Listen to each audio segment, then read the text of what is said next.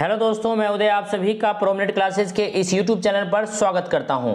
हम लोग class 12th political science की सेकंड बुक का चैप्टर फर्स्ट राष्ट्र निर्माण की चुनौतियां पढ़ रहे हैं। देखिए दोस्तों, अब तक हम पढ़ चुके हैं कि देश की सबसे बड़ी चुनौती राष्ट्र की एकता व अखंडता को बनाए रखने के लिए रजवाड़ों या देशी रियासतों का भारत में विलय किस प्रकार से हुआ।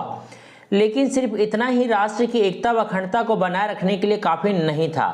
अब हमारे सामने राष्ट्र की एकता व अखंडता को बनाए रखने के लिए जो अगली चुनौती थी, जो अगली समस्या थी कि किस तरह से राज्यों की आंतरिक सीमाओं का सीमांकन किया जाए, इस सीमांकन में किस तरह की दिक्कतें आई, तमाम उन बातों को पढ़ेंगे जो इस टॉपिक से जुड़े हैं।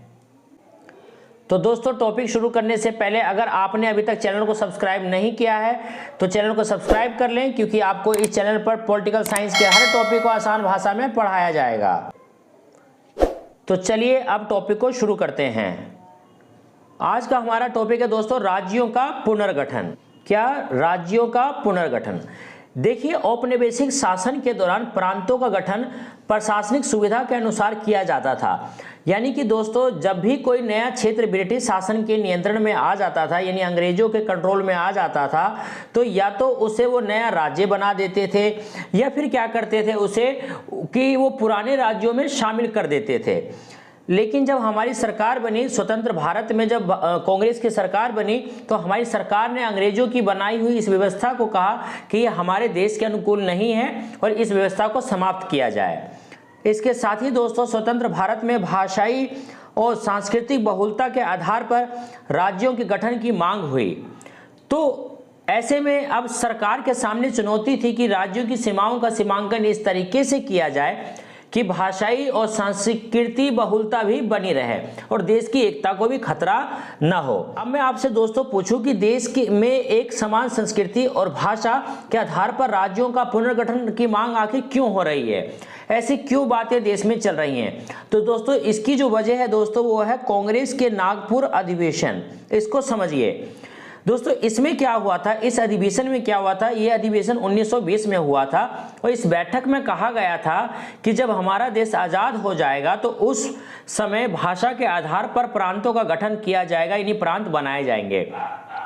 अब आज़ादी के बाद जब जनता ने अपनी चुनी हुई सरकार कांग्रेस से कहा कि आप अपनी 1920 की बैठक को याद करो, जिसमें आपने कहा था कि हम भाषा के आधार पर राज्यों का पुनर्गठन करेंगे, ये बात जनता कह रही है दोस्तों सरकार से।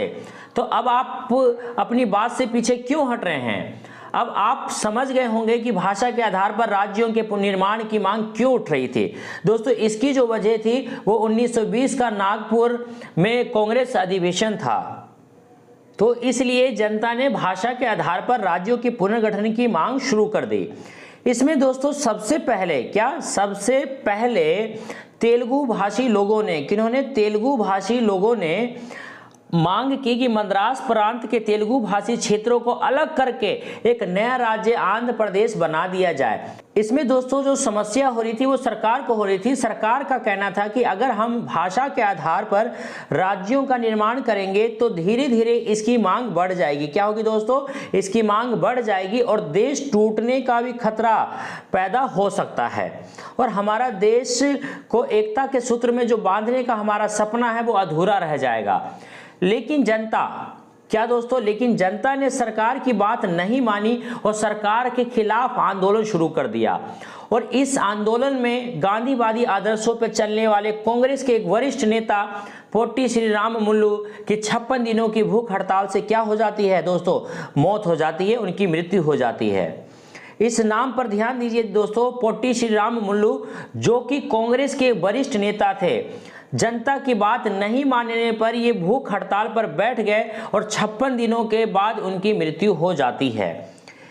इससे क्या होता है दोस्तों? पूरे आंध्र प्रदेश में हिंसक घटनाएं होने लग जाती है। क्या होती है दोस्तों? हिंसक घटनाएं होने लग जाती है। इसके साथ ही यहाँ तक की नौबत आ जाती है कि पुलिस को फायरिंग करनी पड़ जाती है। अनेक लोग इसमें घायल भी होते हैं। आखिरकार दोस्तों दिसंबर 1952 में सरकार ने आंध्र प्रदेश नाम से, किस नाम से दोस्तों? आंध्र प्रदेश नाम से नया राज्य बनाने की घोषणा कर दी, जो कि भाषा के आधार पर बना हुआ पहला राज्य था। ध्यान रखिएगा, वो पहला राज्य कौन सा था जो भाषा के आधार पर बना? आंध्र प्रदेश था। कब? दिसंबर 1952 में। अब क्या हुआ दोस्तों, आगे की घटना को आप समझिए। अब बात करते हैं दोस्तों हम राज्य पुनर्गठन आयोग की।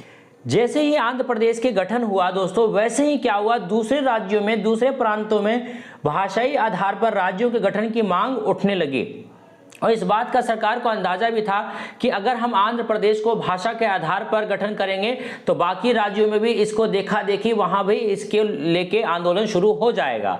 देश में बढ़ती हुई जन आक्रोश को देखते हुए केंद्र सरकार को मजबूरन 1953 में 1953 में उच्च न्यायालय के भूतपूर्व न्यायाधीश फजल अली की अध्यक्षता में 3 सदस्यीय राज्य पुनर्गठन आयोग का गठन कर दिया गया। राज्य पुनर्गठन आयोग का दोस्तों कार्य क्या था, इसको समझिए। इस आयोग का कार्य था कि यह एक ऐसी नियमावली, एक नियम बनाकर सरकार को दे जिससे कि भविष्य में इस नियमावली पर ही राज्यों का पुनर्गठन किया जाए।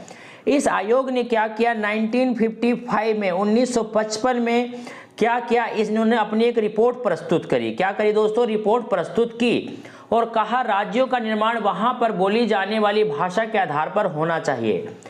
और फिर केंद्र सरकार ने संसद में राज्य पुनर्गठन अधिनियम यानी एक्ट 1956 यानी कि 1956 पारित करके इसे एक कानूनी रूप दे देती है।